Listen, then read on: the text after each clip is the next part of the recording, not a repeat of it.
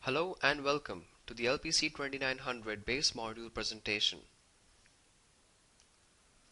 We will begin the presentation by introducing the LPC2900 family. We will then look into the memory support and the different subsystems this family offers. The family offers the following subsystems: power, clock and reset, general subsystem, networking subsystem, peripheral subsystem, modulation and sampling control subsystem. Following the different subsystems, we will cover power modes, DMA support and tools. Introduction. Before introducing the LPC2900 family, it is imperative that we talk a bit about the ARM968E-S core on which this family is based. We will then look at the LPC29xx Derivatives and the block diagram of the most featured device in this family, which is the LPC2939. The ARM968E-S and the ARM926EJ-S are part of the ARM9E processor family. The ARM968E-S CPU is the smallest and lowest power CPU in this family. The family implements the ARM version 5TE instruction set and features an enhanced 16 by 32-bit multiplier, which is capable of single-cycle MAC operations and 16-bit fixed-point DSP instructions. The ARM968E-S processor has separate directly connected instruction and data tightly coupled memories. The core also provides a ETM9 interface, which is crucial for deeply embedded debugging. Tightly coupled memories, or TCM. TCM is a low latency memory that provides predictable performance. TCM accesses are deterministic and do not access the AHV. Cache, on the other hand, is not predictable. TCMs have a deterministic behavior, which make them highly capable to hold critical routines such as interrupt service routines or a real-time task. TCMs can easily be controlled by a small footprint embedded operating system. On the other hand, a cache requires a much larger operating system to manage it efficiently. Configuring TCMs using Keil tools. This slide shows an example of how code can easily be aligned to execute out of TCM. A typical project window is shown in the Keil environment. If you right-click on the file adc.c, the following window shows up. The red box shows how the memory regions can be set for adc.c. Here, the memory region for code can be set as instruction TCM, and the memory region for data can be set as data TCM. Let's introduce the LPC2900 family. The LPC2900 family is the industry's fastest running ARM968 at 125 MHz. This family supports on-chip SRAM and flash, E-square, TCM, and an external memory interface. The key peripherals are motor control block, which is equipped with PWMs, timers, and a Quadrature encoder interface, 3.3 volt and a 5 volt ADC, 2 CAN controllers, 2 LIN controllers, USB full speed OTG and device controllers. The LPC29xx family comes in 9 flavors. The 208-pin devices LPC2939 and LPC2930 are the most featured devices in this family. The LPC2939 includes the highest levels of memory support together with the external memory interface. It also includes key peripherals like CAN, ADCs and LIN. The USB support is complete as well, with on-chip device, host and OTG controllers. The 100-pin LPC2925, LPC2923 and the LPC2921 don't have the static memory controller. LPC2939 block diagram. Let's break the block diagram by focusing on the different subsystems. Power clock and reset subsystem, modulation and sampling control subsystem, networking subsystem, peripheral subsystem, and general subsystem. The gray shaded areas are the blocks of the LPC2939 that support DMA transfers. This device offers 768 kilobytes of flash, 56 kilobytes of SRAM, 16 kilobytes of E-square, 32 kilobytes of instruction and data TCM, and an external memory interface.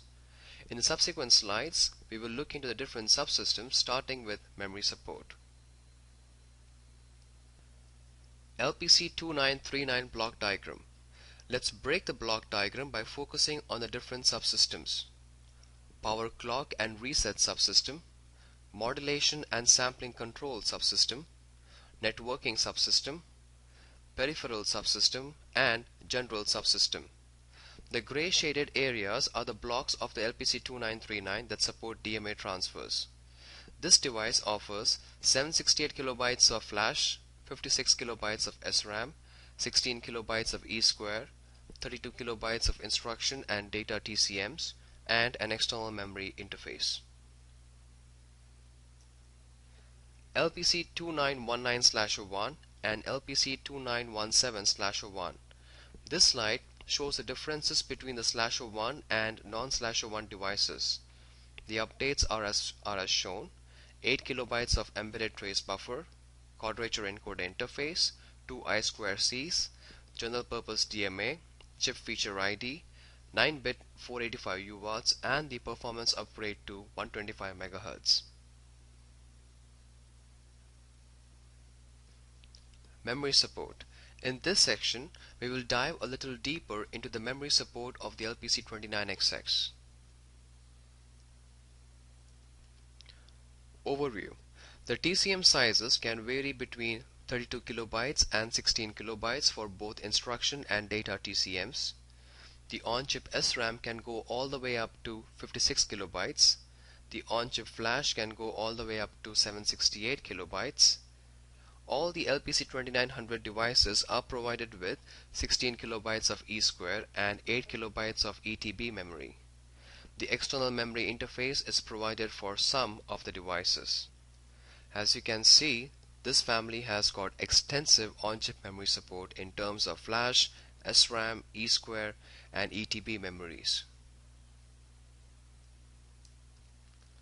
SRAM. The 56 kilobyte SRAM is broken up into 3 blocks: 32, 16, and 8 kilobytes. Most devices have the full 56 kilobytes of on-chip SRAM. The 8 kilobyte ETB RAM can also be used for code and data storage. The variations from this feature are LPC2921, 2923, and LPC2925. The LPC2921 and LPC2923 are the devices that only have the 16 kilobyte block. The LPC2925 has the 32 kilobyte block but does not have the 16 kilobyte block. Memory shadowing from flash to SRAM is supported, enabling faster interrupt execution from SRAM. External memory interface. The external memory interface has 8 memory banks, each capable of addressing 16 megabytes. The memory banks are capable of supporting SRAM, ROM, flash, burst RAM memory, or memory mapped I/O devices. It supports 24-bit addressing and has a 32-bit data bus. The data bus can be configured for 8, 16, and 32-bit data.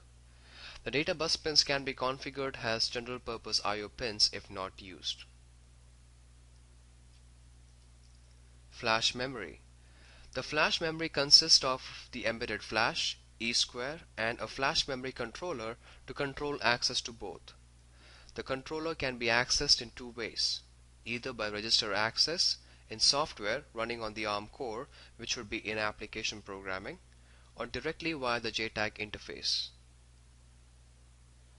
Flash operations. As shown in the figure below, the flash memory is arranged into sectors, pages, and flash words. Erasing is done per sector, and programming is done per page. The formulas for computing the erase and program times are mentioned in the user's manual. Sector-wide write protection is available. The JTAG interface can also be disabled in software. Flash features. The flash module consists of a built-in signature generator. This generator can produce a 128-bit signature from a selected range in flash memory. A typical usage is to verify the flash contents against a calculated signature. The flash controller generates interrupts in the end of key operations. Similar interrupts are also generated from the E-square. Index sector. The flash memory has a special index sector.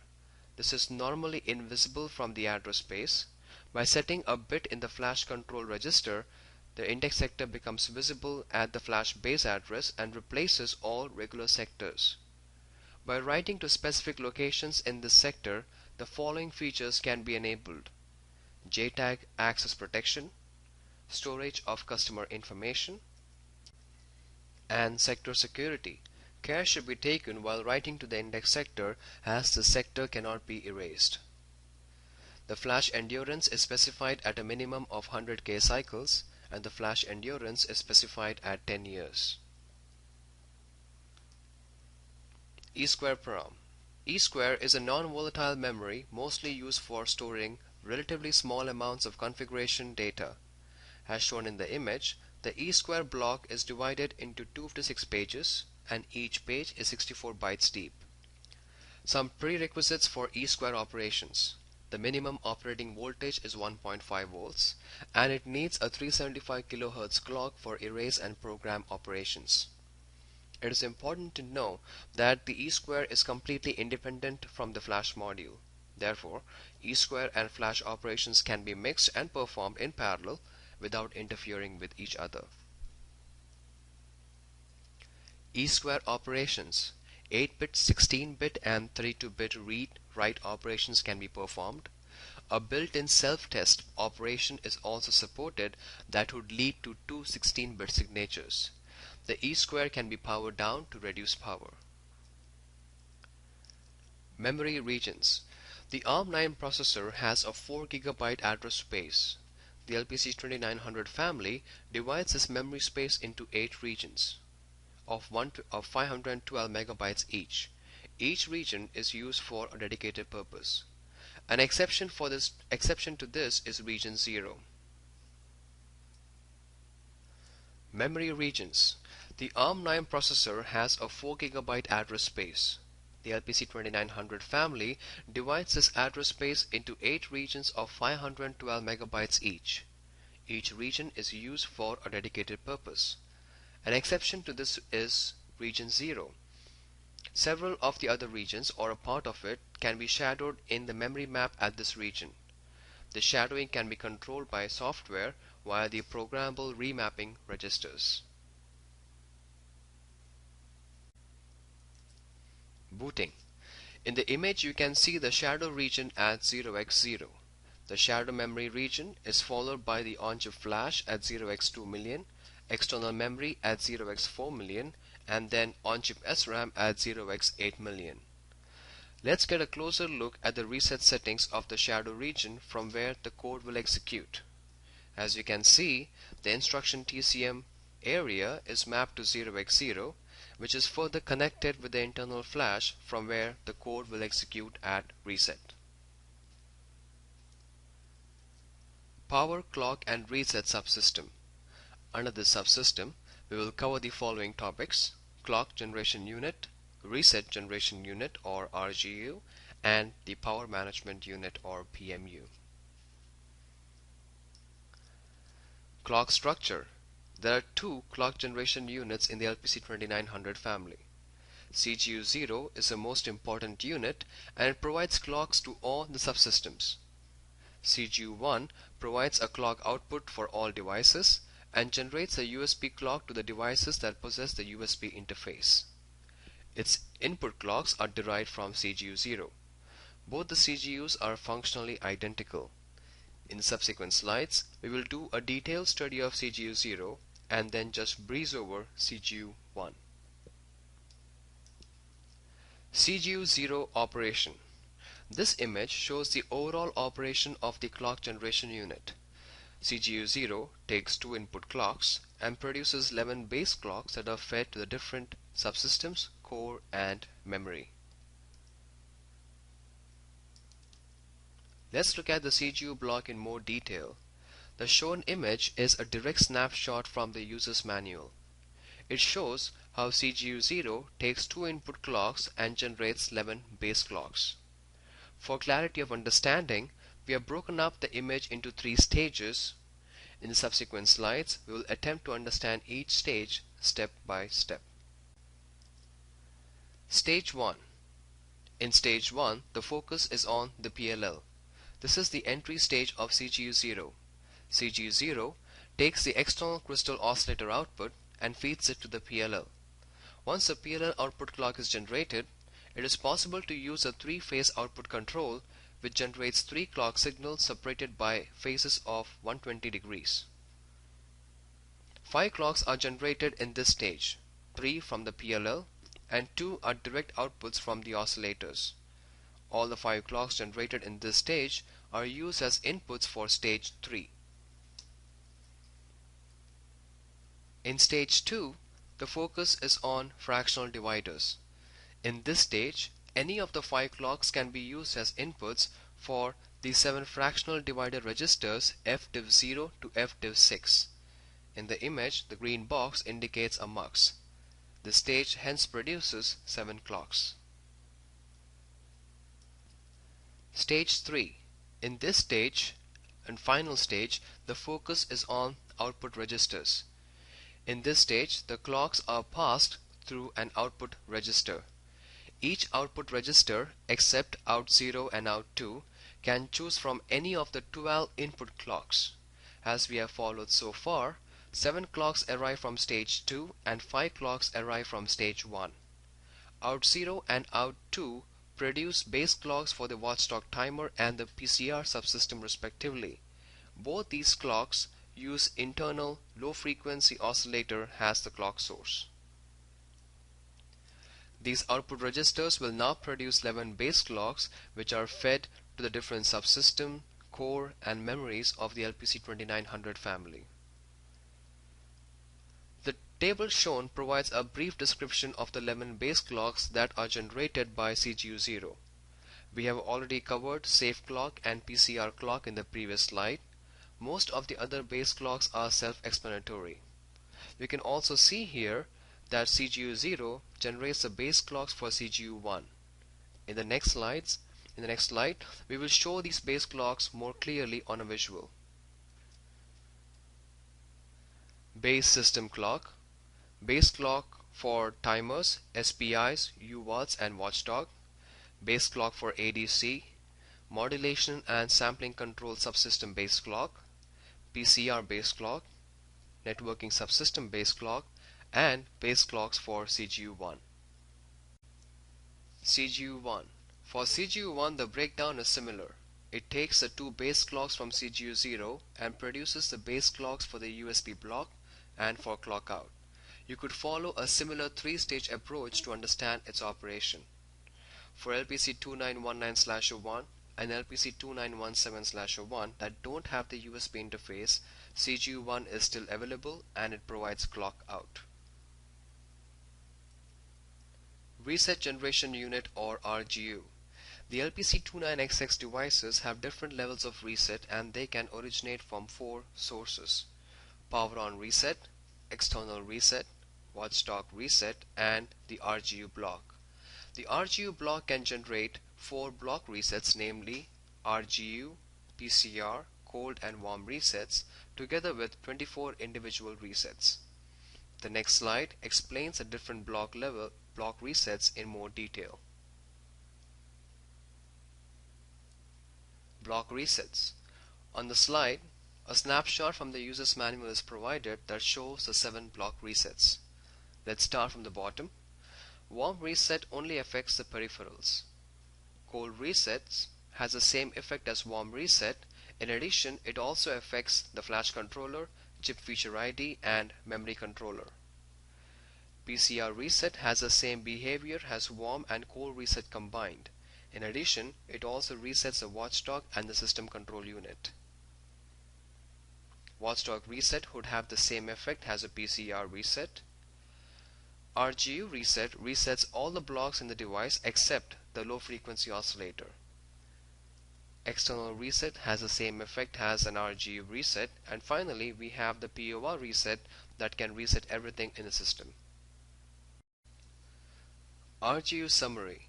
Let's summarize the RGU operations by looking at its key functions. As we have already seen before, issuing both block and individual resets is one of the key functions of the RGU. Other key functions of the RGU include monitoring the different resets, finding the source of the reset, and locking the CGU from unwanted accesses. Power Management Unit or PMU. To understand the PMU, let's revisit the final image from the CGU section. CGU 0 generates 11 base clocks. These base clocks are then used to derive the different branch clocks that feed the different peripherals and subsystems. The PMU block has complete control over these branch clocks. In the next slide, we'll understand the capabilities of the PMU. PMU Explained. Configuration and status registers are provided for all branch clocks. Using the configuration registers, individual branch clocks can be switched off, and individual branch clocks can also be made ready for sleep mode. Now here lies a powerful feature. By just using a single power down bit, all the selected branch clocks can be put to sleep. The device can be woken up by using the event router, which will be covered later in this module. General subsystem. Under this subsystem, we will cover the system control unit and event router. The vectored interrupt controller is not a part of the subsystem, but since we're talking about the event router, it makes sense to talk about the VIC as well. System control unit. The system control unit manages the port selection registers. The function of each I/O pin needs to be configured. Not all peripherals of the device can be used at the same time, so the desired functions are chosen by selecting a function for each I/O pin. The figure shown is a schematic representation of an I/O pin. For each pin of these ports, 1 out of 4 functions can be chosen. The I/O functionality is dependent on the application. The function of an I/O can be changed on the fly during runtime. By default, it is assigned to function 0, which is GPIO. Pad type refers to the input pad type and is covered in the next slide. Input pads. The pad type helps the application to configure analog and digital input pins. The analog pins on reset come up as digital inputs without internal pull-up or pull-downs. This guarantees that the ADC pins are 5V tolerant after reset, even though the analog pad of ADC 1 and ADC 2 is not 5V tolerant. The digital input pins can be configured with pull-up and pull-down resistors. When the pull-up is activated, the pads will no longer be 5V tolerant.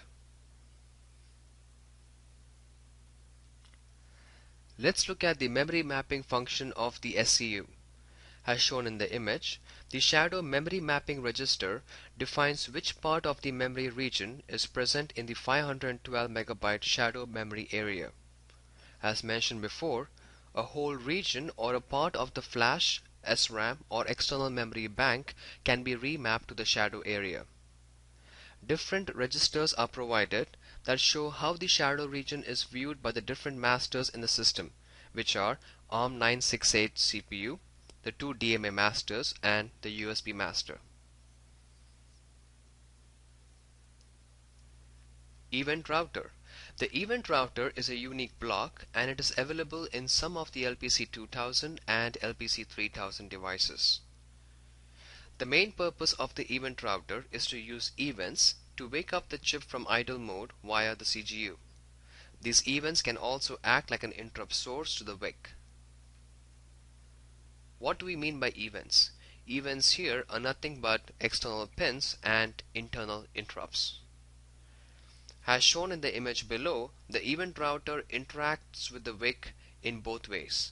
It acts like a source of interrupt to the VIC, shown by the red line, or it uses the VIC as one of the sources to wake up the CGU, which is shown by the brown line. Let's dive a little deeper into the event router. On the left hand side, we have listed the pins and interrupts that are classified as events. As you can see, in addition to the external interrupts, peripheral pins from CAN, I2C, LIN, UART, SPI, and even USB can be used as events. Internal signals include CAN interrupt and IRQ FIQ outputs from the WIC. On the right hand side, you can see that the key functions of the event router is to wake up the CGU and /or generate an interrupt to the WIC. In the user's manual, this image has a much better description and it connects well with the event router register set. Vectored Interrupt Controller, or the WIC. The WIC is a very flexible and powerful block for interrupting the ARM processor on request. The WIC routes incoming interrupt requests from multiple sources to the ARM processor core. The figure highlights the various WIC connections, specifically its interaction with the event router.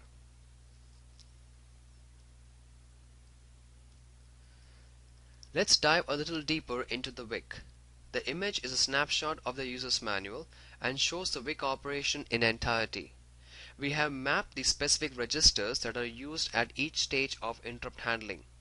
As you go over the manual, this modified image will help in understanding the WIC interface.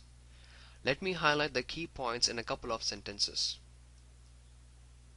Every interrupt source will have an interrupt request register, which will help the application to classify the source as an IRQ or an FIQ. It will also help in setting the priority level of the interrupt.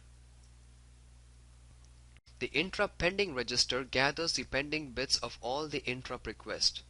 Software can make use of this feature to gain a faster overview of pending interrupts than it would get by reading the individual interrupt request registers.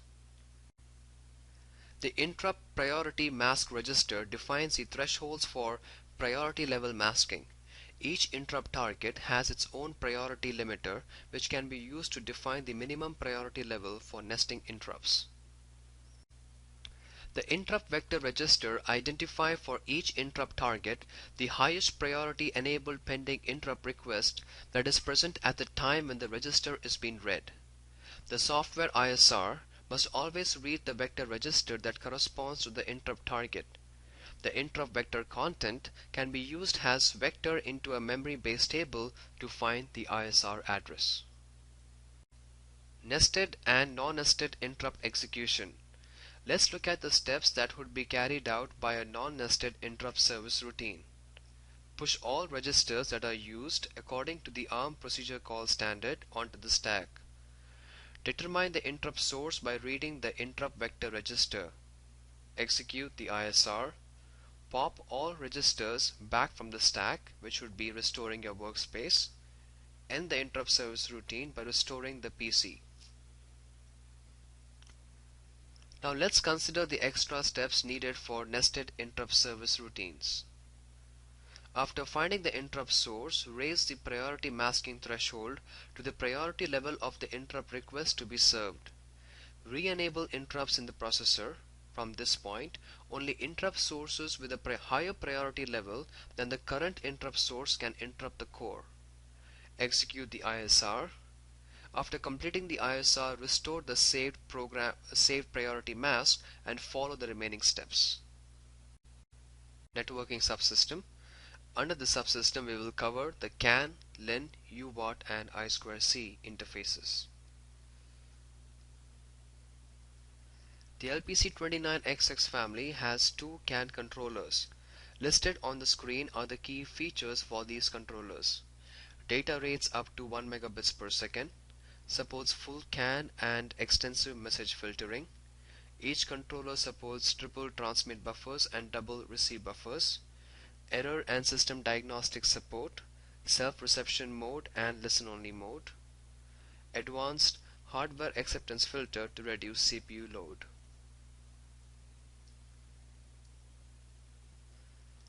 CAN functional description.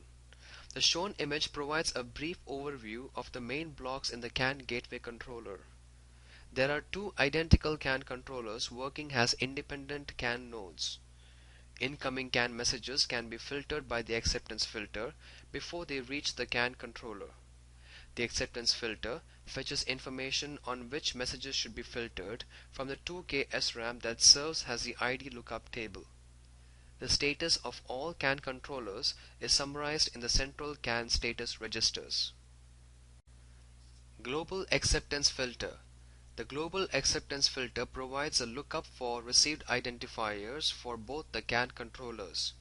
In CAN terminology, this is called acceptance filtering. It includes a CAN ID lookup table memory in which software maintains 1 to 5 sections of identifiers.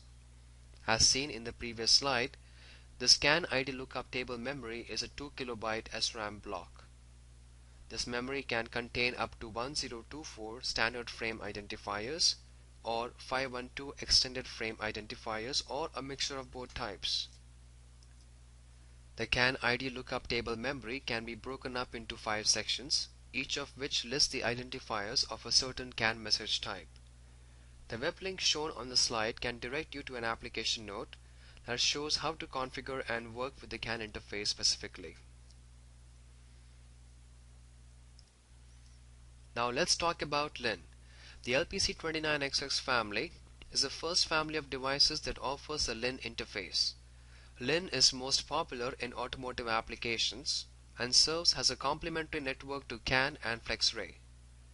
The image shown on the slide is trying to depict a car, showing FlexRay in red as the main network, CAN in blue for interblock communication, and the LIN interface in green for communicating with different sensors.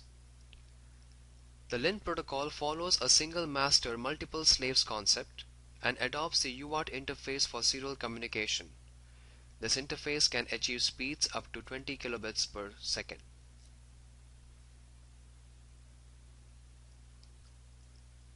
LIN Network. As mentioned in the previous slide, LIN features a single master and multiple slaves. The typical LIN master node contains the master task and a slave task. All other nodes contain only a slave task. The master task is responsible for deciding which frame shall be transferred and when, while the slave task provides the data to be transferred on the LIN bus. This data unit is called a frame. The frame consists of a header provided by the master task and a response provided by the slave task. The communication in an active LIN cluster is always initiated by the master task.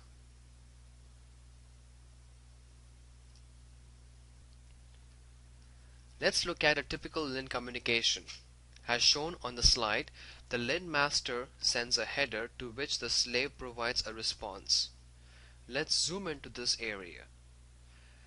The header consists of a break, sync pattern, and the protected identifier field PID. The PID uniquely defines the message content but not the address of the recipient. The slave task is responsible for deciding whether the frame is applicable to a node or not. The slave task response consists of a data field and a checksum field. A frame can carry 1 to 8 bytes. LIN Master Controller. Both the LIN blocks in the LPC2900 family can be used as LIN masters. The LIN Master Controller can send complete message frames without interrupting the CPU. It features a 4 32-bit message buffer and a special block for sync generation. The user manual provides a step-by-step example on how to configure this controller. The LPC29xx features two fast I2C interfaces capable of communicating up to 400 kHz. The interfaces can be configured as a master or a slave. They can be used in a multi-master environment with arbitration control. The interfaces also support multiple address recognition and a bus monitor mode. Peripheral subsystem.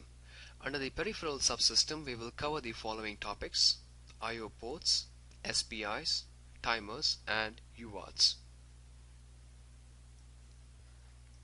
General purpose I/O ports. These devices are equipped with up to 108 I/O pins with programmable pull-up, pull-down, and bus keeper. As shown in the image below, there could be around 6 GPIO ports, each capable of accessing up to 32 pins. the pins must be routed in the SCU to be used as GPIO. A special note for LPC2930: external memory interface pins are shared with GPIO pins. In the case of LPC2930, the EMI pins have to be used, so please be aware that the number of GPIO pins would be limited for this particular device. Timers 0, 1, 2 and 3. Each timer consists of a prescale counter and a timer counter. The prescale counter is incremented at every cycle of the system clock.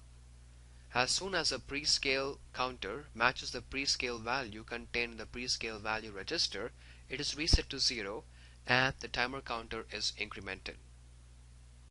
The timer block contains 4 capture circuits. The capture functionality allows measuring the time of an external event. Depending on configuration, a rising or a falling edge of the input can cause a capture event. The timer block contains 4 match circuits, each of which can be programmed with an individual match value and a specific action on match. Once a counter value matches one of the programmed match values in the MR register, one or more of the following actions can occur: reset the counter and prescaler, stop the counter, generate an interrupt, generate an external notification. If interrupts are enabled and an interrupt condition occurs, the timer generates an interrupt. Watchdog. The purpose of the Watchdog timer is to reset the ARM9 processor within a reasonable amount of time if the processor enters an error state. The image below shows the different blocks that are affected by the Watchdog reset. Let's highlight the key features. The timer registers are protected by a key register. Using a specific key and the key register, the Watchdog timer registers can be accessed. There are 2 modes of operation, normal and debug. To prevent reset, debug mode can be used. In this mode, the Watchdog can be set to interrupt the core instead of resetting it. Also in debug mode, the Watchdog can be stalled by using the pause feature. The Watchdog produces the reset via the reset generation unit or the RGU. Let's look at SPI interfaces. There are 3 serial peripheral interface modules to enable synchronous serial communication with slave or master peripherals that have either the Motorola SPI or Texas Instruments synchronous serial interfaces. The key features are master or slave operation. It supports up to 4 slaves in sequential multi-slave operation, which will be explained further in the next slide. Programmable clock bit rate and prescaler based on SPI source clock. Separate transmit and receive FIFO memory buffers, each 16 bits wide and 32 locations deep. The data frame size is programmable from 4 to 16 bits. The SPI interface also supports internal loopback test mode. SPI mode of operation. Let's focus on the master mode. In master mode, data can be transmitted to the slave in 2 ways: normal transmission mode and sequential slave mode. In normal transmission mode, software intervention is needed each time a slave needs to be addressed. In sequential slave mode, the master will sequentially transmit data to 4 slaves as long as data is available in the FIFO. UART interfaces. Key features of the UART interfaces are industry standard 16C550 UARTs, RS485 9-bit mode support that enables a UART to become an addressable slave.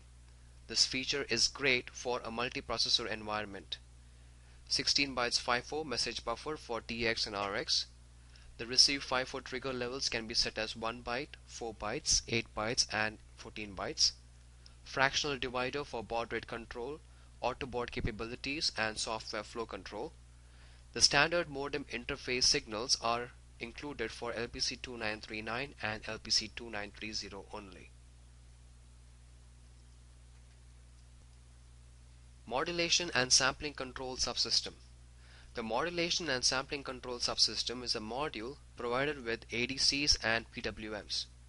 The ADCs can be used to measure voltages, while the PWMs can be used to create various square waveforms or to capture strobes. The combination of the blocks together with the quadrature encoder interface can be used to control motors. In this section, we will hence cover the following top modules: PWM, ADCs, and quadrature encoder interface. Let's look at the big picture. The subsystem consists of 3 ADC blocks, 4 PWM blocks, and 2 timers. The MSCSS timers are functionally identical to the general timers that we covered before. In subsequent slides, we will dive deeper into the PWM and ADC blocks. Let's look at the key features of the PWM block. As seen in the block diagram, the modulation and sampling control subsystem has 4 PWM blocks that can operate synchronously. Each PWM can produce 6 PWM outputs. The different operation modes are as follows: continuous, burst, trap, and run once. The first 3 modes are explained in detail in the upcoming slides. Capture functionality is also provided. Shadow register set. It is possible to reconfigure the PWM outputs on the fly by enabling new sets of parameter values. A mechanism is provided to allow an atomic change of the PWM configuration without disturbing the currently generated PWM outputs. Therefore, 2 sets are available for each register. The software uses one set, while the other set is used by the PWM. The next slide will show a detailed view of the PWM block. PWM Explained. Each block has a 16-bit PWM counter and 16-bit prescale counter that allows a large range of PWM periods. The arrows in black indicate the external input and output pins of the PWM block, and the brown arrows indicate the internal input and output signals of the PWM block. Each PWM block can generate up to 6 PWM outputs. Each PWM block also has 4 capture channels, with channels 2 and 3 on the same external pin. So in effect, there are only 3 external capture sources per PWM. The capture sources for each channel can be selected from the external PWM capture pins, trap input pin, together with the sync in and trans enable internal signal. Let's move attention to the trap input.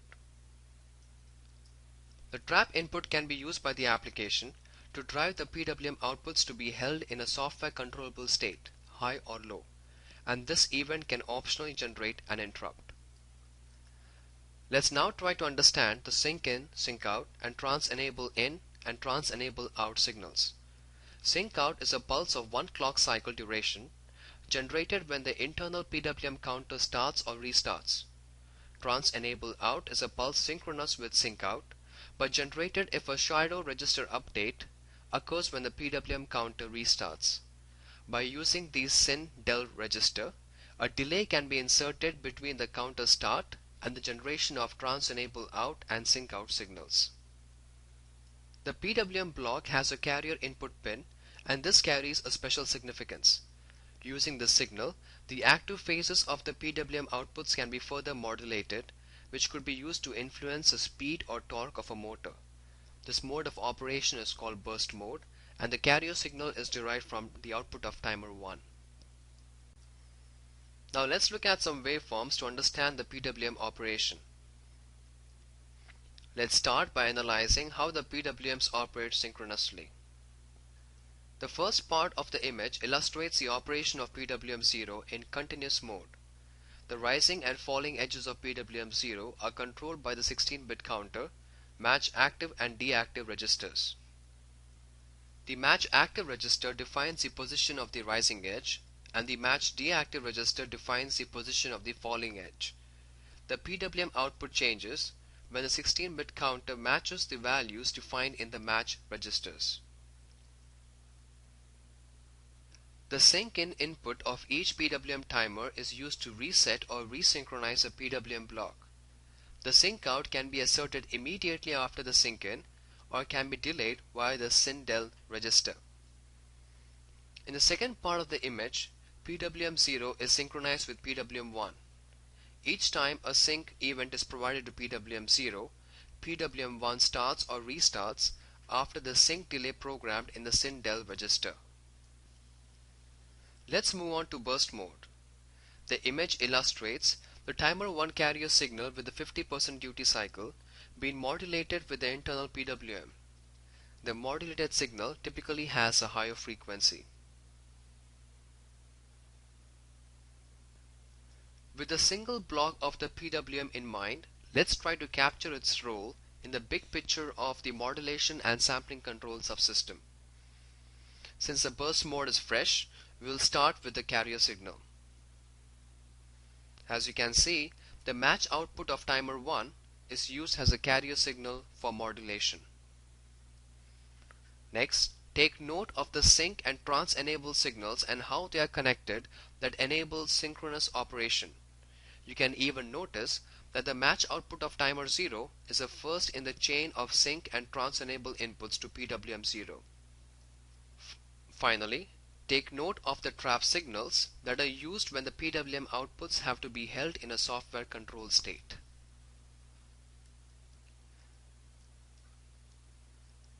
Now let's look at the ADC block beginning with its key features. The ADC block is equipped with two 3.3 volt 10-bit ADCs, each equipped with 8 channels.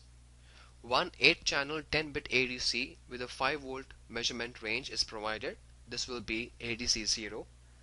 So in total there will be 24 analog inputs with conversion times as low as 2.44 microseconds per channel. Each channel provides a compare function to minimize interrupts. ADC Block Diagram. The ADC block contains 8 conversion channels for each set of 4 inputs. Therefore, each ADC contains a total of 16 channels connected to 8 input pins. All selected channels are converted sequentially at each conversion scan. The conversions can have a resolution of between 2 and 10 bits, and it can either be a single or continuous scan.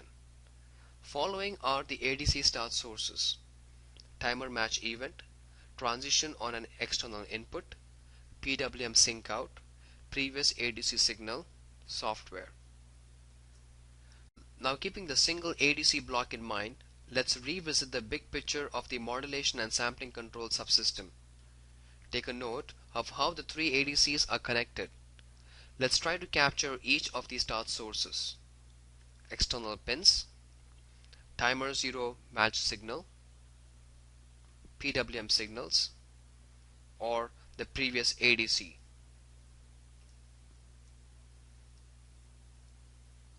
Possible applications. Now that we understand the individual blocks of the subsystem, let's take a note of some of the possible applications: voltage monitoring and level measurement, synchronized PWM events, synchronized PWM and ADC events, dimmer application using PWMs, sine wave generation, comparator. Some of the applications are explained in detail in the user's manual. Quadrature encoder interface. A quadrature encoder, also known as a 2-channel incremental encoder, converts angular displacement of the motor into 2 pulse signals called quadrature outputs. They are termed as phase A and phase B. They are called quadrature outputs because they are 90 degrees out of phase. By monitoring the relative phases of these two signals, the LPC2900 interface decoder can track the position and direction of rotation along with its velocity. In addition, a third channel or index signal can be used to reset the position counter.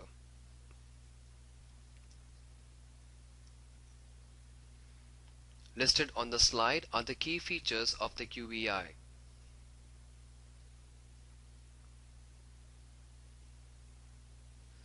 Let's complete our discussion on peripherals by talking about the general purpose DMA and the USB full speed controllers. GPDMA. Listed on this slide are the two peripherals that provide exclusive DMA support, SPIs and UART. In addition to the above peripherals, the GPDMA can also support memory-to-memory transfers. This image shows the different blocks in the memory map of the 2900 that support the GPDMA. You can notice that the The DMA interface to TCM occupies a special space in the memory map. The key DMA features are as follows. There are 8 DMA channels and each channel has a 4-word FIFO. The DMA supports 8, 16 and 32-bit transactions. As shown in the image, the SPI interface provides both single and burst request, whereas the UART support only burst request. Scatter or gather DMA is supported through the use of linked list. This means that the source and destination areas do not have to occupy contiguous areas of memory. The table shows all the 29xx derivatives and what they offer in USB. The LPC2939 is the most featured device, with all 3 controllers and on-chip PHY interfaces for device and host. It has 2 USB ports, and it can be used in the following 3 configurations: device OTG and host, host OTG and host, host and device. USB device, host and OTG controllers. Some of the key features of these controllers are as follows. The device controller supports 32 physical endpoints. It supports all transfer types including isochronous, scalable realization of endpoints at runtime, supports soft connect and good link features. The host controller is OHCI compliant. The host controller has 4 USB states visible to the software driver. The OTG controller is fully compliant with on-the-go supplement to the USB 2.0 specification. It has hardware support for host negotiation protocol, includes a programmable timer required for HNP and SRP, and supports any OTG transceiver compliant with the OTG transceiver specification. Power modes. There are 2 modes of operation, normal and idle. The device operates in normal mode after reset. In this mode, the device is fully functional, that is, all clock domains are available and they can be enabled. The system can be put into idle mode either fully or partially. To understand idle mode, let's revisit the CGU0 diagram that shows the different base and branch clocks. In this mode, selected clock domains can be switched off using the PMU, and this might also suspend execution of software. The clock domains are enabled again upon a wake-up event. This wake-up event is provided by the event router. The clock domains that can be switched off during idle power mode depend on the selected wake-up events. For an external interrupt, no active clock is required. That is, all clock domains can be switched off. However, wake up on a timer interrupt, the clock domain of the timer should stay enabled during low power mode. In general, each subsystem that might cause a wake up upon an interrupt must be excluded from the low power mode. Let's review the power numbers before heading off to the last section of this module. In normal mode, the LPC2939 consumes typically around 1.1 mA per megahertz, and when the clocks are switched off, it consumes around 30 microamps. Tools. Evaluation boards are available from Hitex and Keil. This slide shows evaluation boards for the LPC2919. Similar boards will also be available for LPC2929 and LPC2939. Hitex has created a powerful motor control application that showcases both DC and AC motor control. The application includes DC and AC control daughter boards with board schematics, complete software projects, and a PC-based GUI.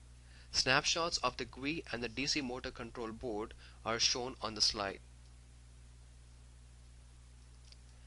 ETM9 and Embedded Trace Buffer. The ETM9 provides real-time trace capability for deeply embedded processor cores. It outputs information about processor execution to the embedded trace buffer. A software debugger allows configuration of the ETM using a JTAG interface and displays the trace information that has been captured in a format that a user can easily understand. As shown on the slide, standard JTAG emulators like IAR J-Link and ARM RealView Eyes can be used to capture trace data. This brings us to an end of the LPC2900 product model presentation. Please leave your feedback and any suggestions that you might have in the comment box. Your inputs will help us improve the training experience in the LPC zone. We are adding new training modules all the time at nxp.com/lpczone. So we encourage you to register and we will send you email updates when new videos are uploaded. Thanks for watching this video and we look forward to seeing you again.